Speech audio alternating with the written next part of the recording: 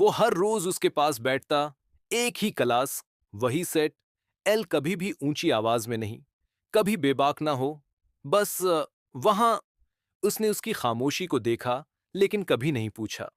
उसने उसकी मुस्कुराहट को देखा, हर एक दिन। वो कभी नहीं बोलता था, लेकिन वो हमेशा सुनता था, हर वक्त। और फिर वो उसे एक नोट स्लाइड करता था। कोई अल्फाज नहीं, सिर्फ छोटे खाके। एक लड़की पढ़ रही है, एक लड़की हंस रही है। उसे कभी एहसास नहीं हुआ वो सब उसके थे। दिन महीनों में बदल गए, खामोशी मामूल बन गई। कोई एतराफ नहीं, कोई सुराग नहीं। क्लास के आखिरी दिन तक वो नहीं आया, लेकिन उसने एक हतमी नोट उसकी मीज पर छोड़ दिया। सामने उसका नाम। उसने हाथ मिलाते हुए उसे खोला। अंदर एक सादा जमला। मैंने हर खामोश लम्हे में तुमसे मोहब्बत की है। उसका दिल उछल गया, उसकी आंखें भर आईं।